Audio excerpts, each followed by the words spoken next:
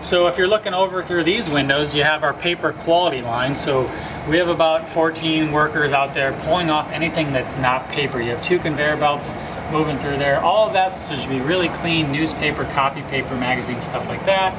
And they're sorting all the stuff that isn't recyclable. So plastic bags, any sort of film plastic, like something that came in a package like bubble wrap, none of that should be on there. And then so all that will kind of filter down into bunkers. So if you look down below, you have bunkers. And so if you can look to your left, bunker 1 is actually filling with paper. And then what happens is once this fills up, it sends a message to our plant operator saying bunker 1 is full. Let's send that to the baler.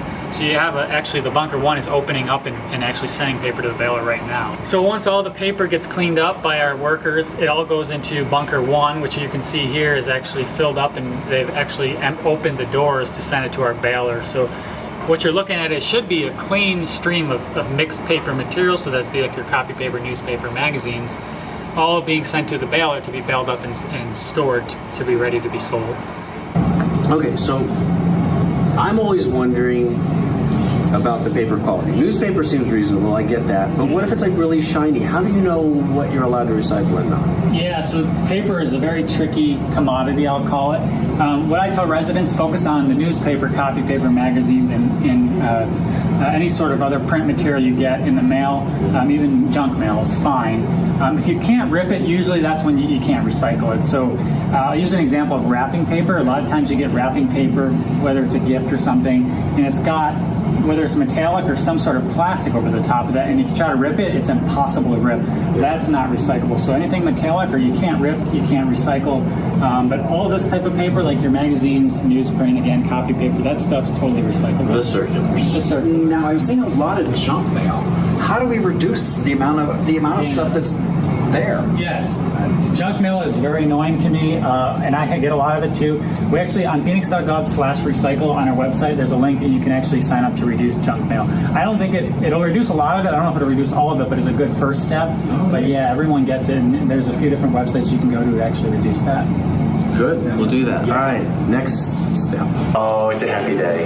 We're all goofing around about recycling here because, I don't know, it's making Marshall really happy. Not happy, but there's just so much. It's so overwhelming. Oh, yeah, I totally. mean, that's the thing. It's like you hear facts and numbers and things, but then you see. Oh, yeah, absolutely. I mean, that's the shocking thing. And you can come down here and look at this. It's a great facility. Okay, so last stage of the process, baling. Yeah. And so this thing bales different types of material just depending on whatever's coming through. Yeah, so as residents, you put all those materials in one bin, and the job of this facility is to sort that back out. Right. So this is the end process. So the stuff going to the baler should be very clean material. So it should be all paper or all number 1 plastics or number 2 plastics or all metals. And so this thing will bale it up into a cube or a block of material. It's usually 3 by 4 feet. And then we store these over here in what we call bale storage. And then so we'll store about 32 of each commodity, and then that's about the number you need to fill up a truck.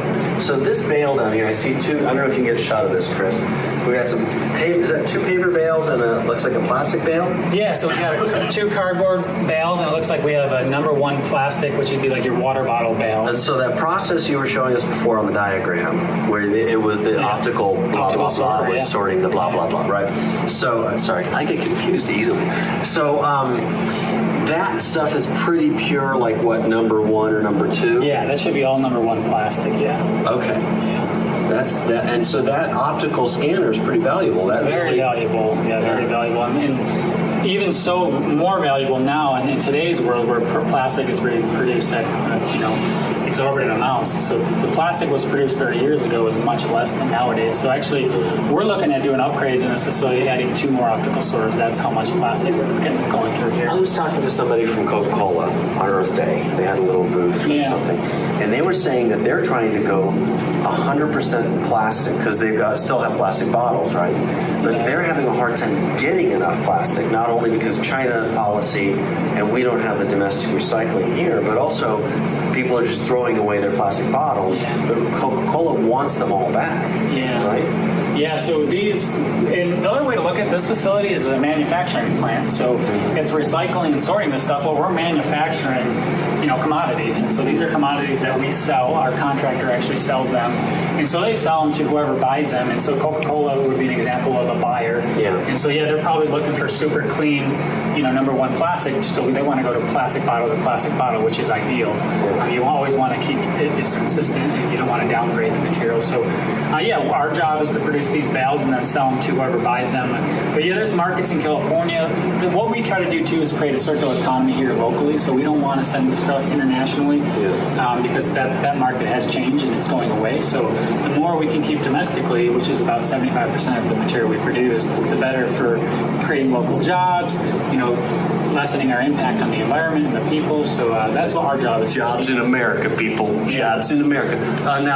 So he's the king of recycling clothes, by the way. So I had a question about clothes. So one of the things I don't see is I don't see clothing in here. So what happens if I throw a shirt away? What happens to that? So that's a good thing. So we definitely don't want clothing or textiles in the recycling bin. We prefer that those are donated or given to thrift stores or sold to thrift stores. Or we have a new program. So in Phoenix, we just came up with our curbside textile program. So just actually 2 weeks ago, if you go on phoenix.gov/publicworks, you can actually request a curbside pickup of any sort of textile material. So this is a program that we're introducing because we unfortunately do get textiles in here, and it's just like plastic bags. They get wrapped up around that equipment. But it's a huge problem. That industry has some challenges in itself, but the fast fashion and everything's changing daily and weekly. So we see it on the recycling side, but we also see it on our landfill side. A lot of stuff gets thrown away, and we'd rather have that stuff sold and reused by people that need it. So when you throw out that cheating partner of yours and just kick them out of the house, don't just throw the old clothes on the street. Make the earth a better place and recycle. Call the city. Exactly. Say, look, I just threw that bum out, and I want you to come pick up all the clothes. And you can take video of them doing that and send it to the bum. Yeah, exactly.